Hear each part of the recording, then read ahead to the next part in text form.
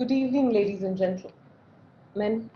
We are extremely delighted that you could join us this evening for the e-graduation day ceremony for the certificate program in Business Analytics class of 2020 summer. A very warm welcome to our chief guest, Mr. Rajiv Kumar, Managing Director and Corporate Vice President, Microsoft India. Professor Rajendra Srivastava, Dean of ISB, my colleagues at ISB, faculty and staff, and more importantly, the graduating students, their families and friends. I'm Soumya Sindhwani, a faculty member in the area of strategy and Associate Dean of RCI-led Advanced Management Programs at ISB. Before we begin, please may I request you to take a moment and mute your videos and audios for the time being. Thank you. To get the ceremony started, I would like to invite Shlok Mittal from the CBA class of 2020 to address his fellow graduating students. Shlok.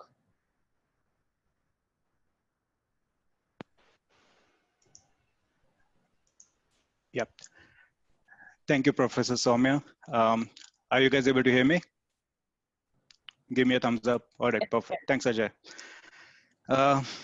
Yeah, good evening, everyone. It's good to see you after, I would say, 3-4 months now. Looking awesome. It is an honor to have this opportunity to speak on behalf of our group, CBA Class of 2020 Summer. First of all, I would like to thank ISB, the program team, the faculty, the teaching associates, the IT department, and the executive housing staff, both at Hyderabad and Mohali campus, and everyone who directly or indirectly made our journey fruitful and as smooth as possible. I would also like to call out the tremendous and unwavering support we received from our families, as without their support, we would not be where we are. Special thanks to CRs, Anmol, Bhaskar. You guys, at least in my viewpoint, are epitome of persistence and patience. I'm not sure which yoga asanas or meditation you guys do, but the added responsibility of being class representative, in addition to the coursework, office commitments, family commitments, is by no means an easy task, and a big thank you to you guys. Coming to the journey, CBA journey over the last 18 months, well, there's no better way to put it. It has been pretty demanding. In fact, it was overwhelming sometimes, but it had its benefits, and they are priceless. In the classroom, we learned a lot. And when I say a lot. We learned about analytics mindset, the art of converting a business problem into data science problem, and then solving it using the various tools and techniques. Outside the class, apart from practicing the skills we learned, we polished our life skills. For me, the 3 key takeaways from CBA, in addition to the knowledge about data science, has been first, the time management and prioritization. And I'm sure we would all agree that we made immense progress in that area. Secondly, learning the different perspectives and dynamics in a team where nobody is tied by any management hierarchy, with each team member having their own competing priorities, working under the strict timelines set up by our course faculties, but still delivering every outcome successfully and on time. Thirdly, and probably the most important learning and takeaway for me, has been association with a network of awesome professionals like you guys, who are all experts in your own areas, but have a share common interest in analytics. So I thank you, ISB, and you all for enabling these learnings. And I'm sure with the training we have received over the past 18 months and the learning we have achieved, we will all be very successful in our own areas. With that, I wish you best of health and success. Thank you and congratulations once again. Back to you, ma'am. Thank you, Shlok. I now invite our Dean, Professor Rajendra Srivastava, to address the graduating class. Please welcome Professor Srivastava. Thank you, Soumya. Chief guest, Mr. Rajiv Kumar, Managing Director and Corporate Vice President for Microsoft India. Members of ISB faculty and the ISB community, students, and above all, the families of the students who are on online. These are really unprecedented times where we are celebrating the graduation of the Advanced Management Program in Business Analytics for 2020. We're celebrating it online. We all wish we could have been together in person. However, it is what it is, but I'm delighted that all of us, could be here together to celebrate the graduation. Now, today, under the current COVID situations, economic development, growth, progress may have taken a backseat, and what we are dealing with are unheard challenges where we are pivoting, for example, from profitability and shareholder value to societal well-being. Also, instead of talking about optimization, companies are now talking about survival. And from deriving management principles from the past, we are now trying to reimagine, indeed, learn from the future as we plan for the future. So sometimes we have to deal with new ways of doing things. And this has put a lot of uncertainty in how we go about doing things. And indeed, we therefore have to put on our learning caps. However, I believe it was Truman who said, and Truman may have been repeating somebody else, when he made the comment, we should never waste a good crisis. A good crisis is an opportunity for us to learn. And from that, we should take courage and move forward and do things that we haven't done before, perhaps, but do them in new, interesting ways. So, as we look at business priorities changing today, what are we doing? We're changing from efficiency to agility and flexibility and resilience. So, what does resilience really mean? It means that we have to adapt in the face of adverse conditions and to adapt with the uncertainty. So we have to make decisions where we don't have the full information. Well, this is where insights from areas like AI, ML, come in. Because being agile, being flexible isn't going to do us much good if we can't figure out where we're going. And so when we look at areas like medicine, what we are beginning to see is we're using information to do preventive care. We are looking at information in order to identify new uses for medicines that already exist. And so what we are really doing is we're using insights, we're using information and the analysis from those informations to discover new ways of taking care of problems and opportunities that are coming up. It's very interesting because in the absence of certainty and the absence of a good solid roadmap, what we have to do sometimes is become more flexible. I was talking to some colleagues, some friends of mine in industry, and I'd heard that many companies had moved to quarterly budgets. So I was pulling a leg and said, have you got your quarterly budget prepared? The answer I got was, you got to be kidding. We don't have quarterly budgets. We adjust our budgets every Monday.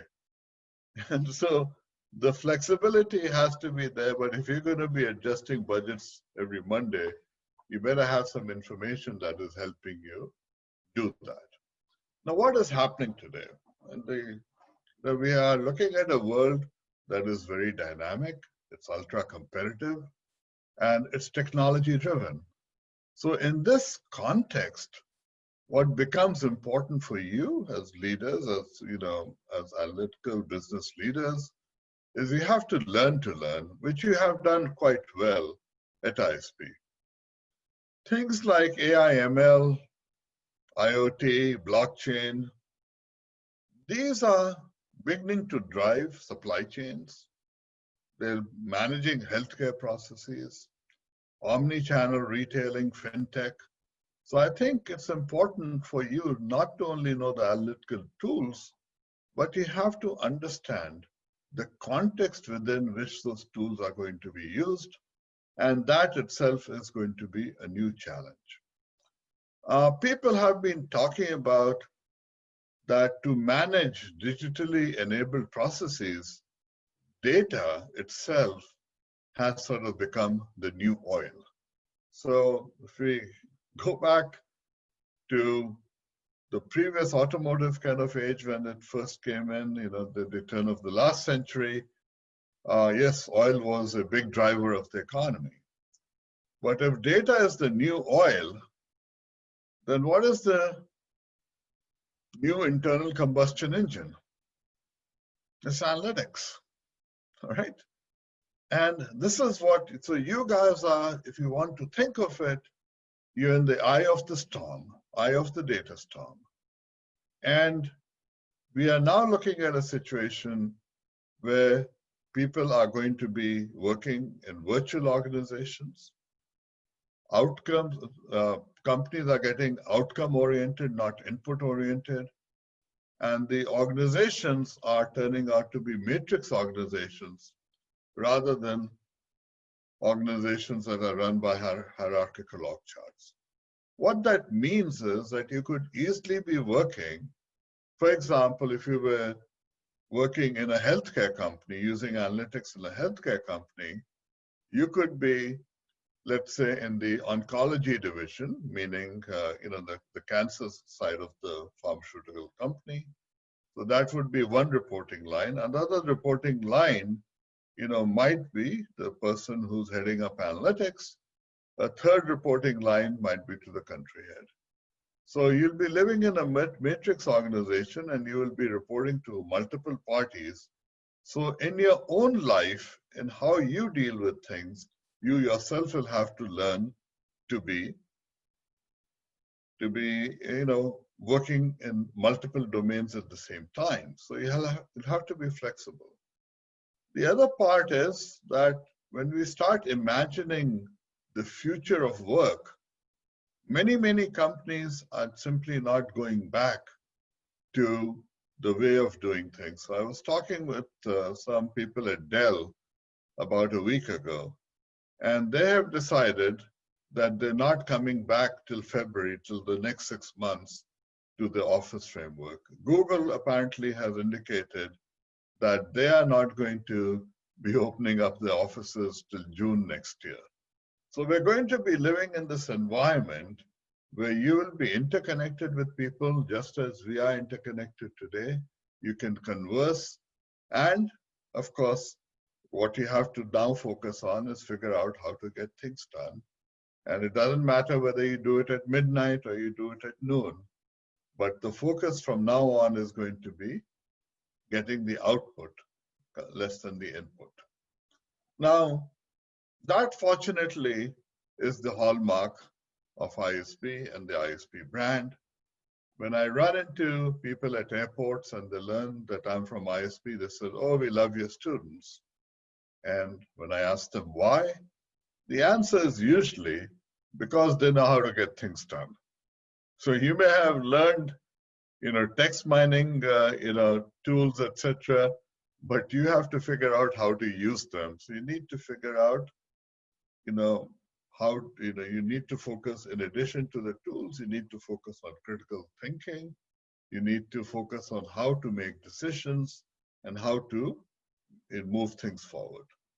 So second element of ISBNs, if you will, is that they're creative, that they're adaptive, and they are indeed resilient. So the idea is that if you slip, you fall down, ISBNs know how to get up and get up over and over again. What we will be doing is making full use of our network. So once you graduate, you're part of a network, and we will be using our networks to support you but we are also relying on you very much to support others and also to support ISP. As leaders in a dynamic and challenging environment, you will need to grow every day, and you will need to learn every day. So while you're graduating and your field is moving so quickly, what I'm also suggesting is that you have just committed yourself to a career of lifelong learning, particularly in the field of AI/ML and the use of technology in managing business. Fortunately, ISB also has committed to lifelong learning, and therefore we expect you to come back.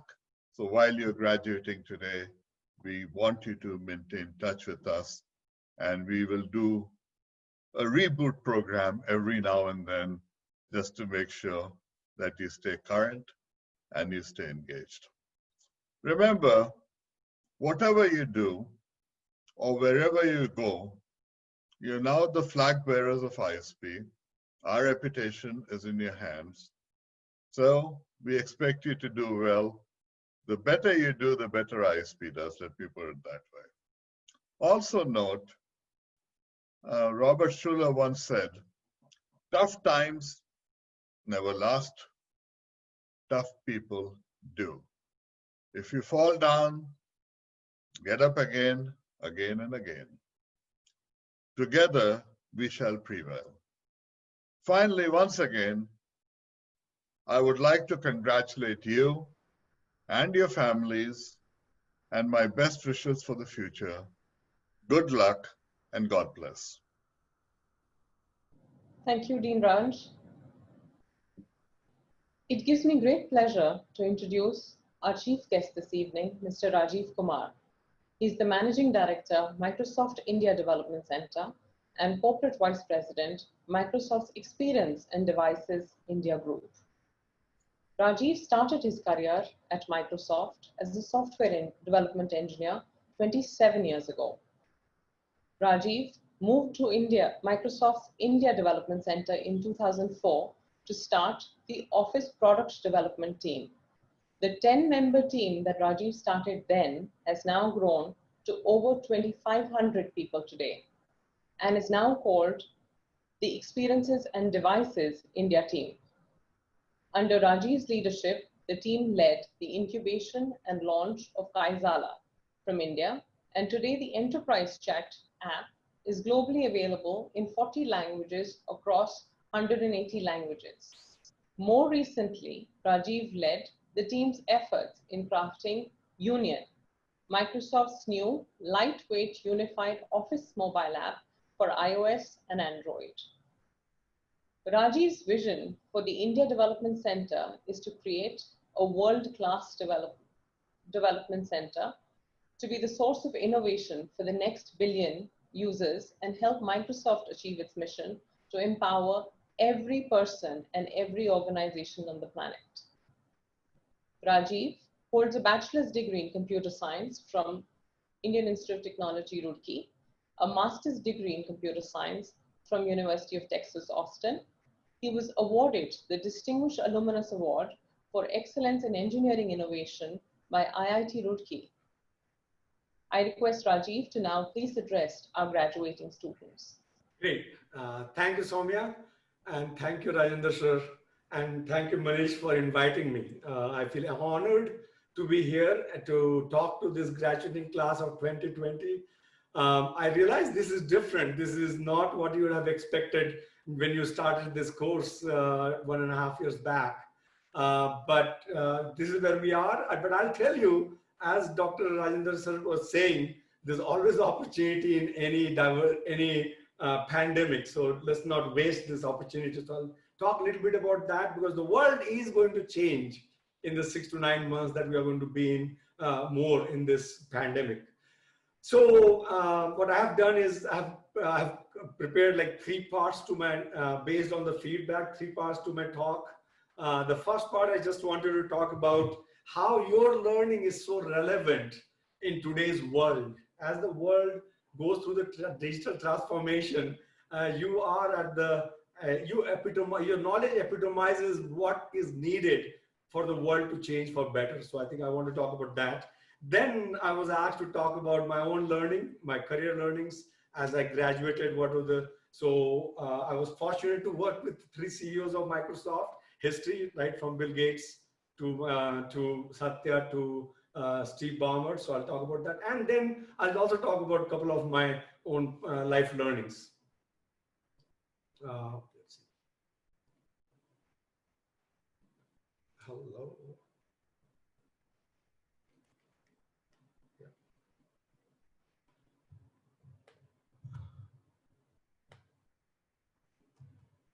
Okay. So so this is just a one slide version of my life. Born in a small village in Jharkhand, studied in Calcutta St. Xavier's, then joined IIT Roorkee, worked in US for almost half of my 28 years of life, 14 years in Seattle, 14 years here. Came to build up basically IDC, India Development Center. My life learnings are below, into meditation. That's what brought me back to India. Continue to learn. I'm learning tabla so that I could play on bhajans. I love traveling, traveled to 6 continents, about 55 plus countries, hundreds of cities, learned a lot. The best way I feel to learn about life is to travel. So that's something I do. For health, I do cycling every day. At the bottom right, you will see my little family, 1 wife, 2 daughters. Is a happy place to be. So with that little background of myself, this is my beginning. My statement is, you are the future leader, not only for this city, not for only for this nation, but for the world. Because the world is going to change in the next 10 years. And you are at the center of that inflection point. So what is my take on this inflection point is what I wanted to talk about. But before I go there, congratulations on completing a degree that is so relevant in today's world. As Dr. Rajendra Srivastava was saying, he just picked one of the words I was going to use. Data is the new fuel, a new oil. Data is the new currency. There are different ways people talk about. Because if you look at the transformation that's happening in the world, many of the largest companies are not based on some physical motor and physical assets. It's really built on data asset. And I'll say 2 good examples. The easiest example to talk about the data asset is Uber or Ola or any of these transport companies or even e-commerce companies. You know, they have very little, of course, they will have some warehousing, but they could actually run it just on data.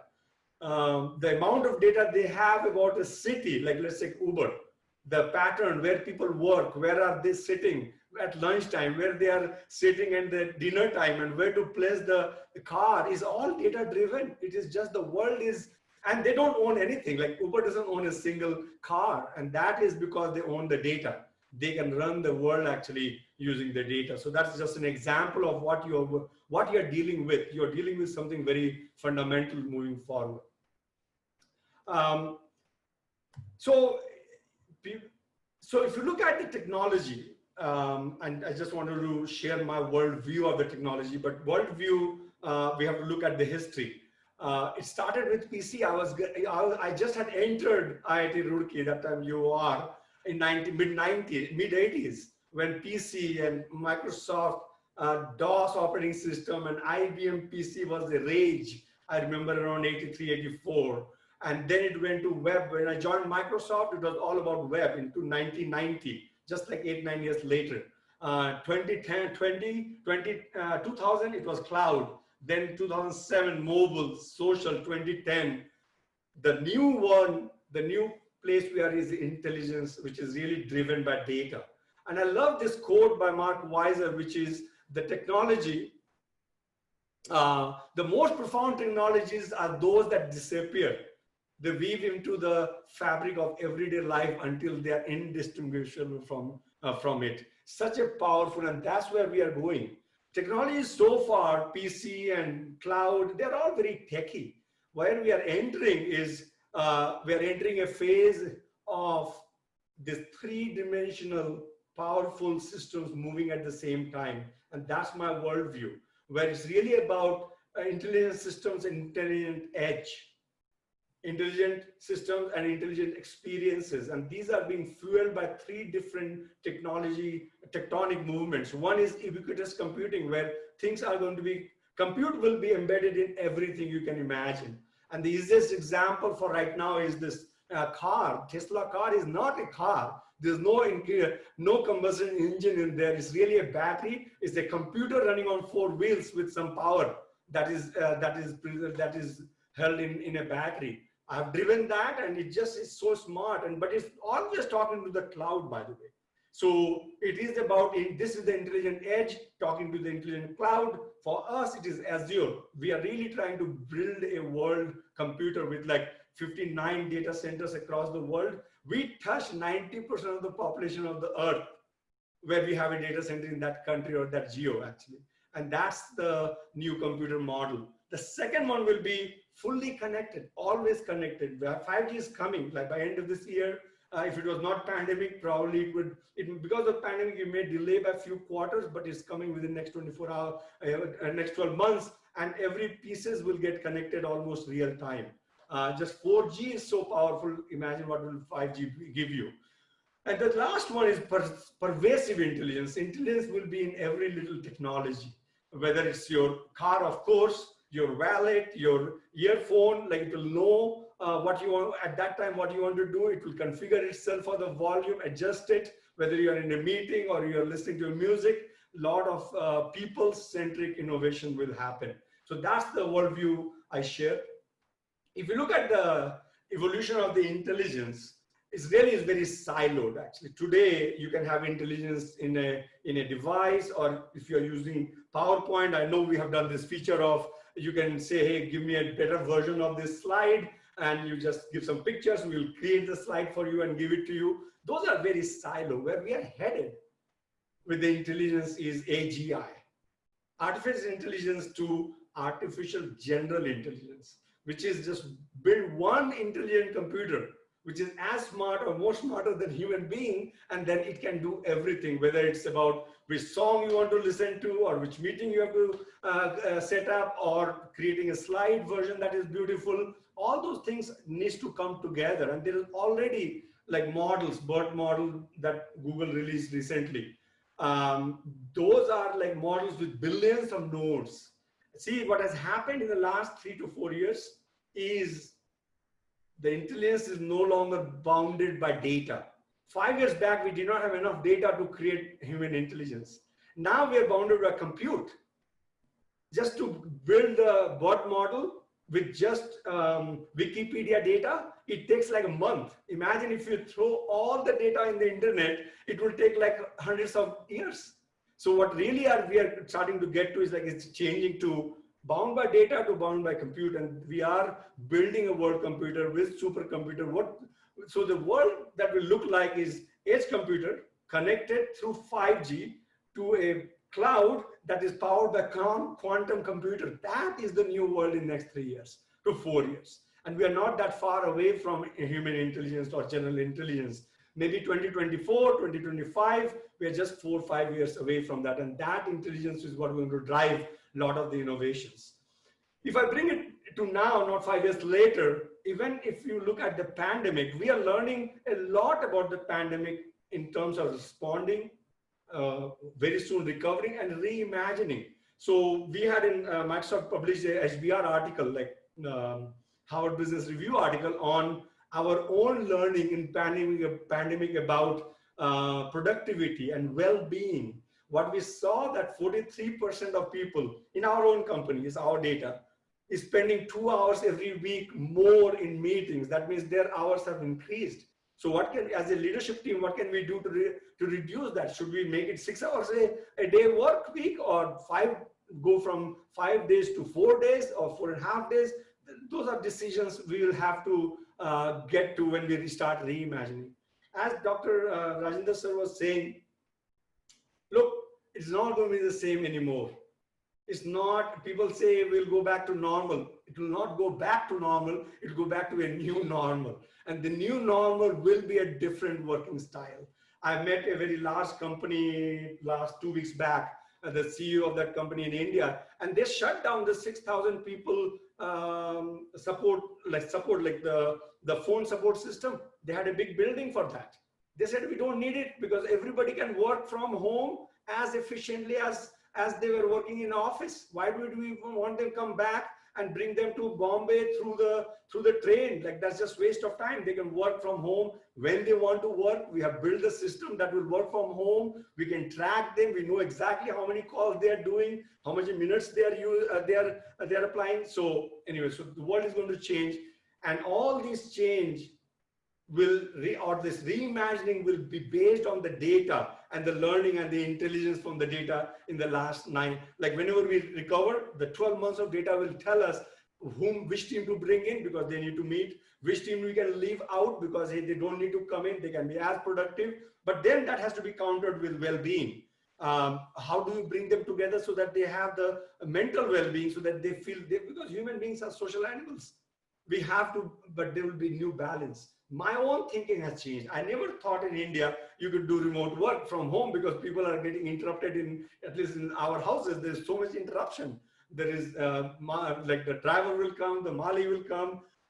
But people have figured out how to work.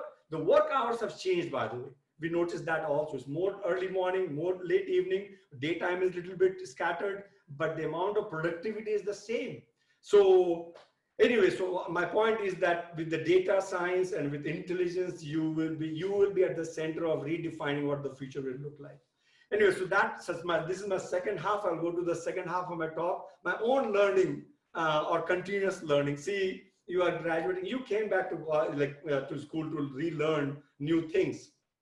But my learning is that school is just the beginning. Actually, the real learning happens in the work environment or the real world. So what I've done is I picked 3 learnings from the 3 CEOs, 1 learning from each CEO. Of course, I have many learnings from each CEO. I was fortunate enough to join Microsoft, and Microsoft was, it was a smaller company than my team in India right now. Let me put it that way. It was a startup in 1991, December, when I got the job. And I was fortunate enough to work with Bill, with Steve, with Satya. Satya was my manager for more than 5 years. I came to India under him, so I've learned a lot from him. But anyway, so I'll just talk about 1 from each. What I learned from Bill Gates, I've learned many things, but the decision making. Have you ever wondered if you know how to make good decisions? It was when I became manager, I'll tell you a little story actually to highlight. I realized I don't know how to make decisions. It was 1999, I became a new manager. I had 2 persons, Sue Chang, a developer writing code, compiler code. I hired a world-class leader in compiler, John Hamby. Sue was going on vacation, and I told her on Friday, okay, John is here, he can finish it, and we'll be okay, you can go and enjoy. She said, no, don't do that. This is my pride of work. I'm going to write the code when I come back. And she leaves. I did not worry about it. She left. John Hamby wrote the code, checked it in. Life was great. 2 weeks later, when she comes back, she's really mad, saying, how can you let this happen? I told you I want to write the code. So I want to delete everything he did, and I want to redo it. I went to John Hamby. And I said, John, look, she is very upset. Let her do it. And he said, Rajiv, I'm a world-class compiler person, and you're telling me you don't trust my piece of code? That is very, very insulting almost to me. And I went back to Sue saying, hey, he feels like that. I just did not know what to say to whom. Do you realize I did not know how to make a decision? I didn't know what to decide between the 2. It is hard. Life is really, if somebody can make good decisions, they are 80% there. Right that week, Bill Gates sends a mail to all of the company. I guess many leaders were having this problem. Says how to make good decisions. And he writes beautiful mail, 10 points, lot of get data, simplify, don't get into analysis, paralysis. But there's one nugget that he said, to make the best decision, you have to have the clarity of goal. Depending on what you want, your choice will be different. There's no decision, actually, it's all choices in life. And that really stuck to me, because if my goal in this situation, I don't have time to, otherwise I've asked you to do the analysis, what should I decide? If my goal was to make people happy in my team, I would say, John, look, Sue is unhappy and I want to let her do it. But if my goal was to ship on time with good quality and I don't have time to slip, I can't let Sue use her whims and fancy and say delete some stuff. I just didn't know what my choice was, what was my goal was. And I think that was my biggest learning. The first big learning as a leader is to make good decisions, know how to make good decisions, is no clarity of goal. By the way, I've done a lot of thinking on this, like why do kids in India don't have good decision making? At least when I was growing up in like 70s or like our parents make all the decisions. I remember growing up, they would say Diwali, eat this, Dashera, wear this, you're 24-year-old, marry this person. So between what to eat, what to wear, whom to spend the rest of the life, when do we get to make decisions? And that was my biggest learning from Bill anyway. I'll leave it for you to get the distinction of making decision. Of course, I've learned many things, thinking big, being generous and stuff like that. But Steve Ballmer, like if you saw him, he has so much energy, so much presence. I was a person who comes from a small village. A village does not have running water or electricity when I was born. Ends up in Microsoft, like when I was in early 20s. What do I know to have a presence? And I realized that when I say something, people don't listen. And I remember talking to Kavi Singh. He was one of the Indians, very few Indians that time in Microsoft. Now there's lots. Telling him like, hey, why do people don't listen to me? And he said, you have no presence. And I said, to tell me how to have presence. And he said, I don't know. But anyway, so that was very helpful that he said, you have a problem, but did not know how to solve my problem as a leader. But he was an awesome leader. He gave me lots of consultant who taught me how to speak good English, how to dress up, how to look in the eyes. Because in India, for example, people don't say, look into the eyes and talk. We are told, look down and talk or whatever, be shy or whatever. But in US, if you don't look into the eyes, people think you are not confident or you're looking down on somebody, you know? So anyway, so there's a lot, I'll tell you, presence and energy and that your gravitas is something you have to build on. It's not born. And at one point I had almost like four consultants helping me be the new Rajiv. I was the geek Rajiv getting into a new persona. So anyway, so my message to you is that you have to work on it. It doesn't come naturally. And don't think, oh, that person has gravitas and I don't. You just have to work on it. Okay, that's my second learning. Actually, there's many other. Networking is the other one. He's just awesome networker. You should spend time networking, hopefully. I never did MBA. I did do executive MBAs in Kellogg's and Harvard. So hopefully ISB does a better job of teaching you these life skills. Unfortunately, in technology world, they never teach you life skills, but networking is the other one I would say that you should work on. Let me see my time. Okay, I have like a few minutes. With Satya, I'll tell you, like the biggest thing I learned, he's just awesome clarity creator. Creating clarity and communicating with simplicity is just phenomenal. I don't want to go into detail given I don't have much time, but I remember asking him in one of my dinner meetings with him, we were traveling together. And he said, look, for me, communication is really a flow chart. Just like you write code where there's this start, then do this, then if then else. In my mind, even for communication, I have a flow chart. And that to a computer scientist, it was so easy to figure out, okay, that's how you communicate. You should read a book I read, remember, like Pyramid Principle. That book really talks about when you communicate, start with the top of the pyramid, not at the bottom. Don't give the details, but start with yes, no, or you like it or not like it, then go into the details.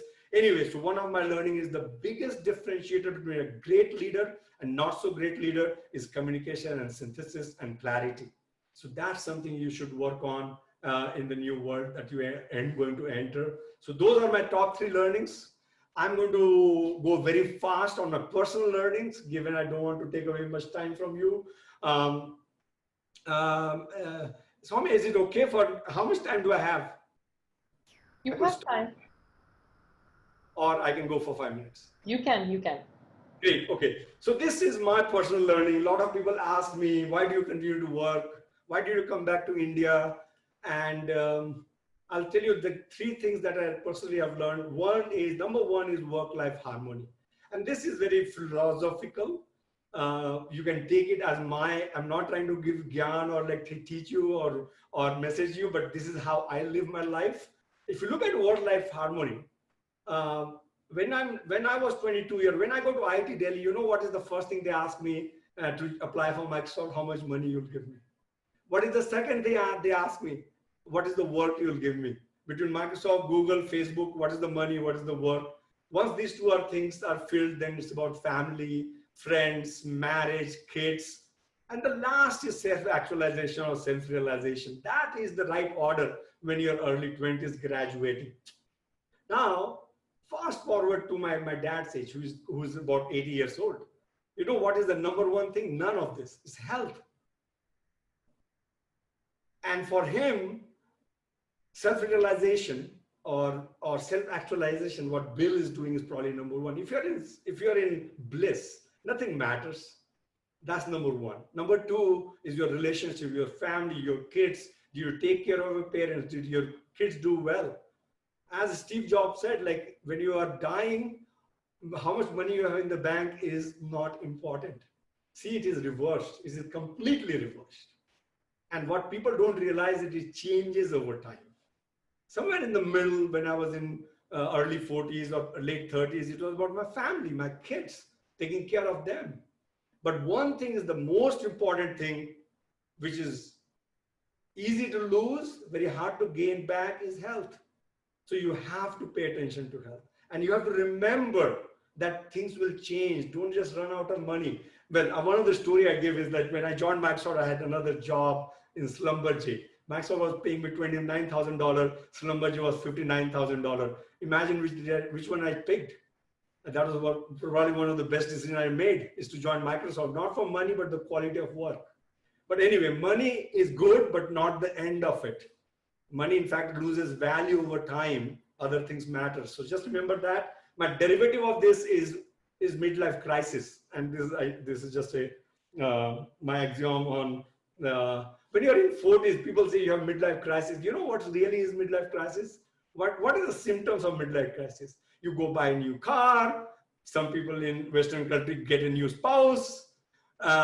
You do all kinds of crazy things just because they are stuck in the material world. But if you realize that your life is going to change and your priorities are changing, you'll be calmer. And that's what keeps me in India, by the way. This is the reason I feel, for me, I love being in India, actually.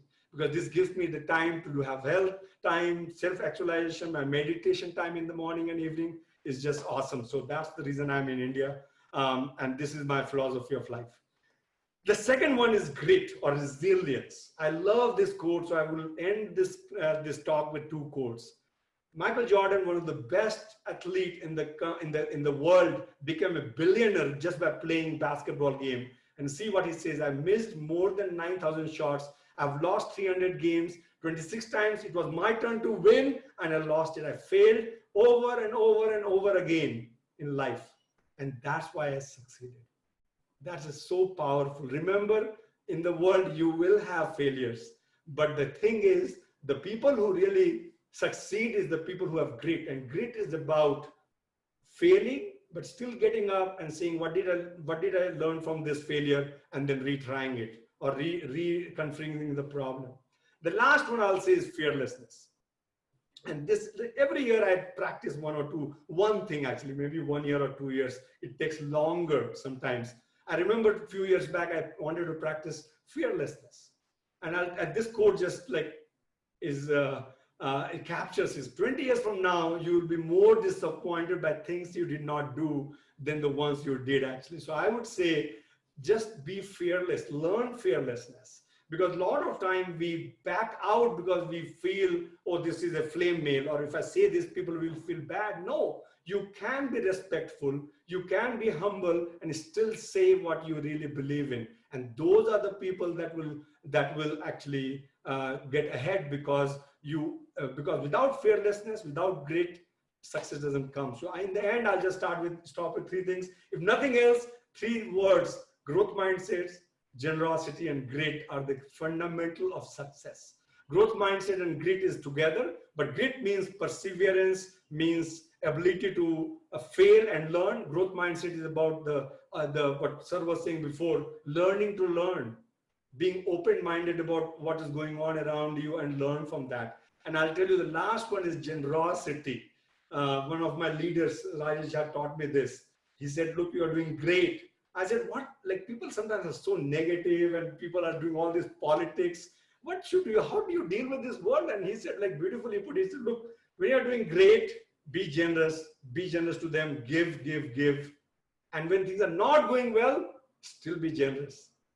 That's the way you rise up, actually. And I'll end the talk by saying, what I've learned is the more you give, the more you get. And that I've, in my own life, learned it from experience. So with that, I'm going to say thank you for the opportunity, ISB and leadership team there. Thanks, Manish. Thanks, Rajendra sir. And thank you, Soumya. Thank you, Rajiv. Thank you for sharing your insightful and inspirational thoughts with our graduating students. Truly, they were insightful. Thank you. Thank you. Dear students, there is a graduation ceremony tradition here at ISB.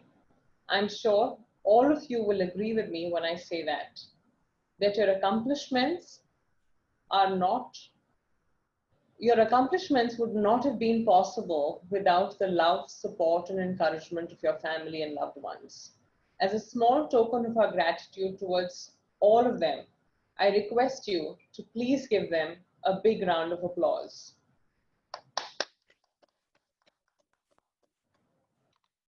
Thank you. Ladies and gentlemen, I'm proud to present to you the Class of 2020 Summer Certificate Program of Business Analytics. We commence the conferment of certificates with the recognition of academic excellence.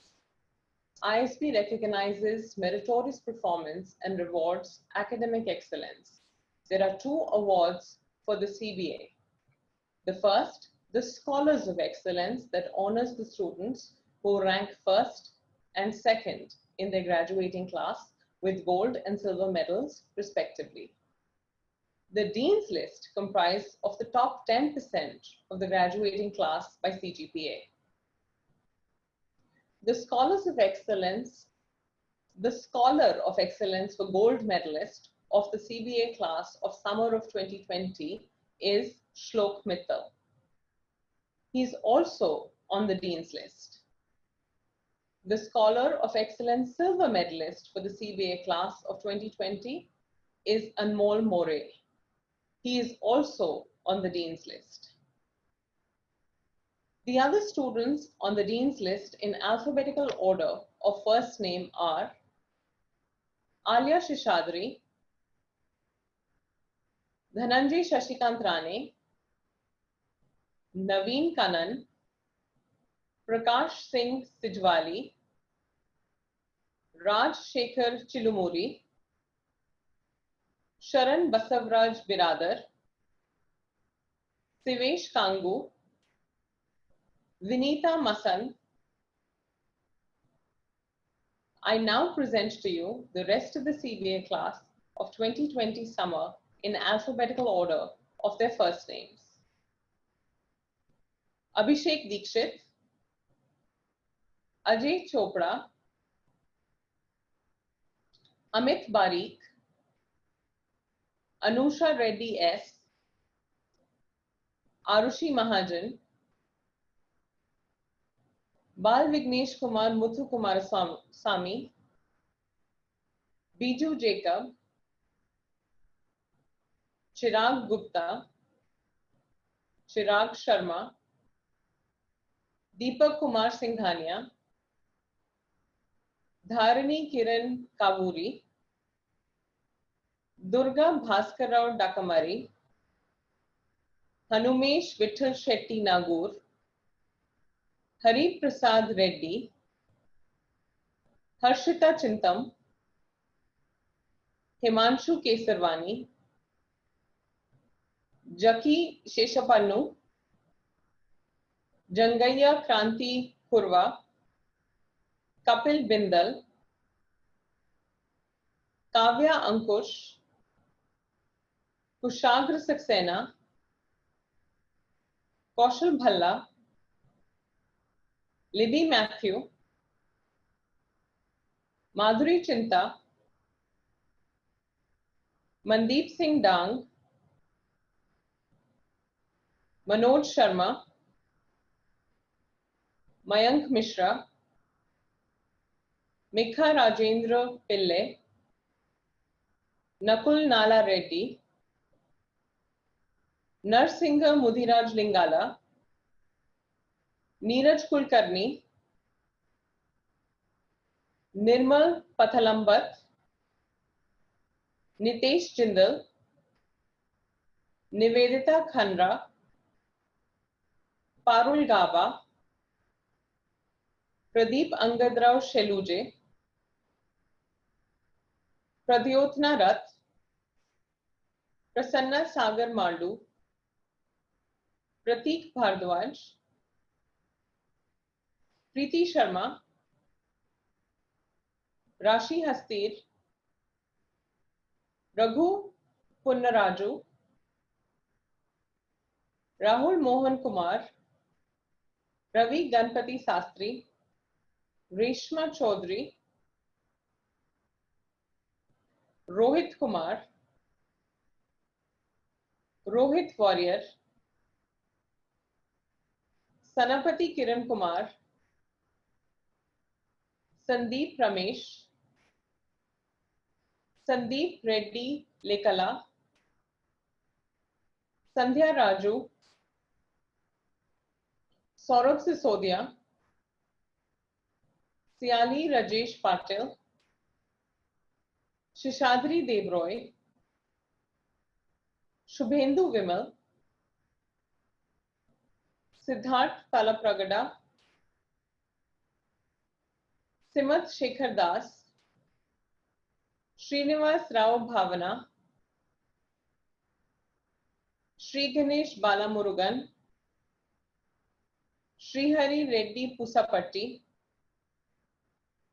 Ujjwal Hadial, Utkarsh Agarwal, Vandana Chawla, Viresh Kumar, Vijendra Guddapelli, Vikas Kashyap Konda, Vinod Joshi. Congratulations, class. This year, one capstone project out of the 24 has been selected to be the best. The project is titled High Frequency Pulse Sensing Technology in Healthcare. The project sponsor was QuantLeap Consulting LLP. The team members that successfully worked towards this project include Anmol More, Shlok Mittal, Shubhendu Vimal, Shivesh Kangu. Congratulations once again to everyone. Today marks the culmination of all your hard work and efforts over the course of your program. I believe that your time at ISB has been transformational, where you've learned from the best faculty and your diverse set of peers. Now, as you leave ISB, I wish you all the very best to confidently face what life may throw at you and make a mark for yourself in your respective field, bringing pride to yourself, your family, and of course, your alma mater, the Indian School of Business. Ladies and gentlemen, please join me in wishing all the new graduates of ISB the very best in everything that they do in life. I now request Professor Sudhir Voleti, Associate Dean, Faculty Alignment and Registrar's Office, to propose the vote of thanks. All right. Good evening, everybody. Sudhir Voleti here. My heartiest congratulations to all the graduating students and the award winners. I'd like to take this opportunity to thank, and I have an incomplete list here. 1, students and their families for sharing their valuable time and for your rigorous efforts. The companies that allowed participation in the program, approving leaves and so on. The chief guest, Mr. Rajiv Kumar, MD, CVP, Microsoft India. Dean, Professor Rajendra Srivastav. Professor Sridhar Sheshadri and late Professor Bhima Shankaram, former faculty director of the CBA. They set up the program. Members of the academic committee and the industry advisory committee of IIDS. Professor Ram Tirumalai, Senior Associate Dean, Academic Programs. Professor Sumit Kunumkal, Chair of the Honor Code Committee.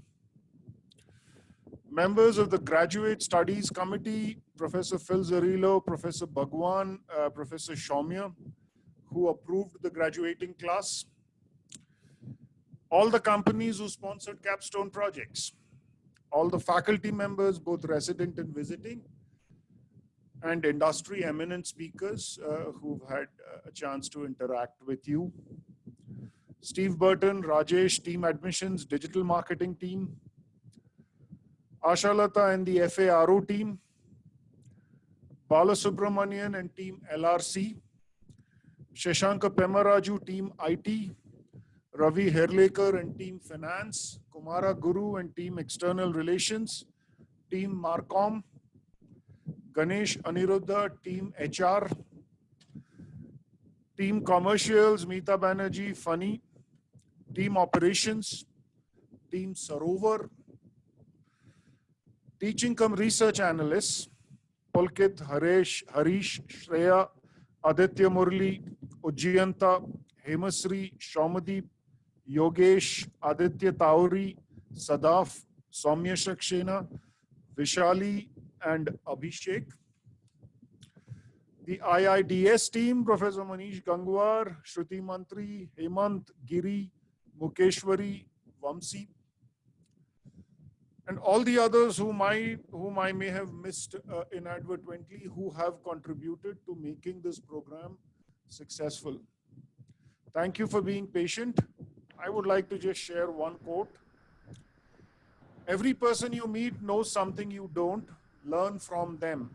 This is a quote by Jackson Brown Jr.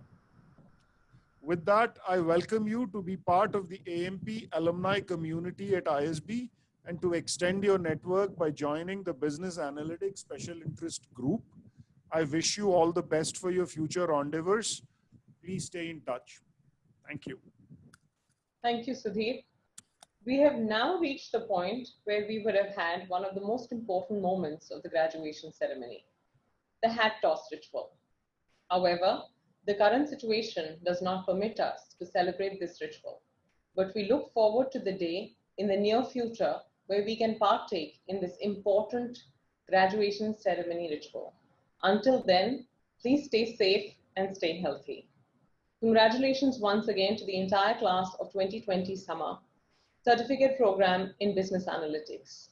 We have one request from you. Please can you switch on your cameras because there's a group photograph that has to be taken. And thank you so much.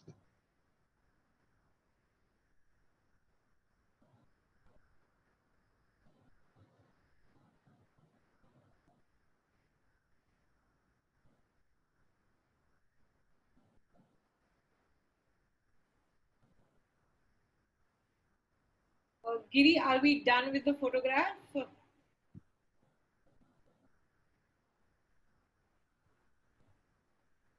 Please let us know when the photograph is done. 5 pages. I'll have to go, I guess, we'll have to go page 1 to page 5. So this is page 1 done, I guess. Giri, are we done? Yeah, he messaged done now. Okay. Thank you so much, everyone. Thank you and good night. And congratulations once again.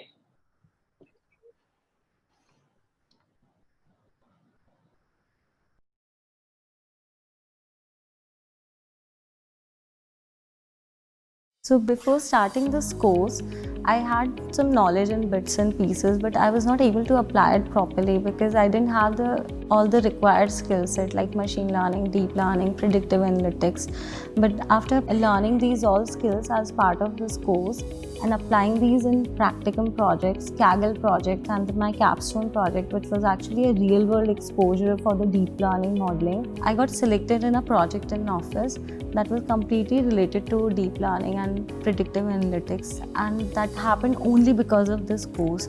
And I'm able to lead that project. We are progressing so nicely that we are applying for the patent for the same project in next month. I'm really thankful to this course. Because of that only I might get my first patent.